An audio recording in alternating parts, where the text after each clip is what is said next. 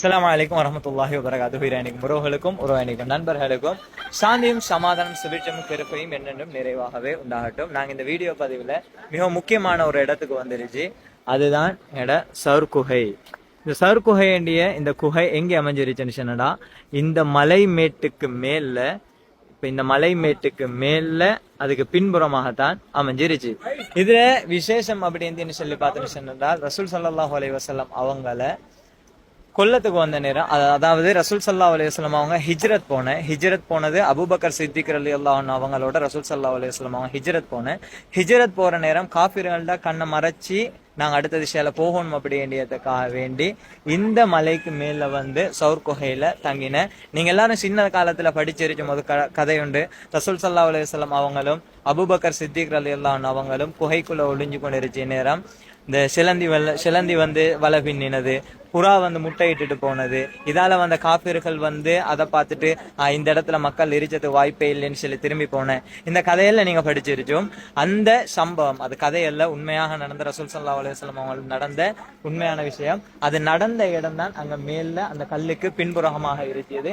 இன்ஷா அல்லாஹ் நானும் இப்ராஹிமும் நினைச்சு அதுக்கு மேல ஏறுவோம் அப்படின்னு சொல்லி இன்ஷா அல்லாஹ் முடியுமான வரையில் நாங்க ட்ரை பண்ணி பாக்கி, இப்ப வரல, முடிஞ்சால் நாங்க ட்ரை பண்ணி பாக்கி அதுக்கு மேல ஏறதுக்கு அப்படின்னு சொல்லி நாங்க இந்த இடத்துல இருந்து யோசனை பண்ணி இந்த பாருங்க மலையில உச்ச இப்ப எந்த அளவுக்கு ஆட்கள் ஏறிக்கொண்டிருச்சுன்னு சொல்லி பாருங்க.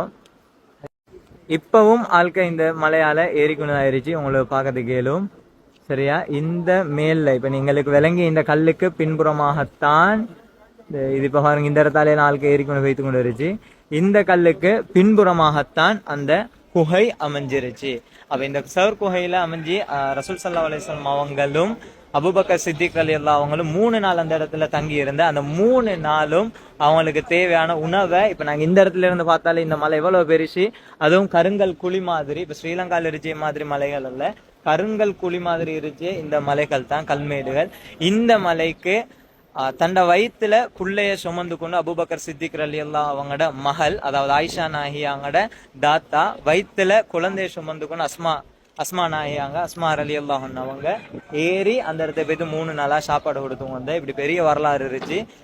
அந்த குகையை நாங்க பார்த்தது உண்மையிலே அல்ஹம்துலில்லாஹ் சந்தோஷம்.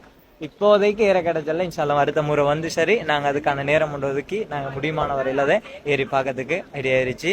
அதுல முக்கியமா இந்த குகை இந்த சப்ஜெக்ட்ல முக்கியமான ஒரு விஷயம் படிச்சு கொள்ளணும் சொன்னா, அல்லாஹ் அந்த கஷ்டத்திலையும் அந்த இடத்திலையும் அல்லாஹ் ஒரு வசனத்தை இறக்கிய லா தஹசன் இன்னல்லாஹ மஅனா அப்படி என்று சொல்லி அந்த வசனத்தை இறக்கிய முழு சமூகத்துக்குமான ஒரு வசனமாக அது அல்லாஹ் இறக்கி வேண்டாம். கவலைப்பட வேண்டாம், அல்லாஹ் உங்களோடு இருக்கிறான் அப்படி என்று சொல்லி லா தஹசன் இன்னல்லாஹ மஅனா அப்படி என்று சொல்லி குர்ஆன் வசனத்தை அந்த இடத்துல இறக்கிய.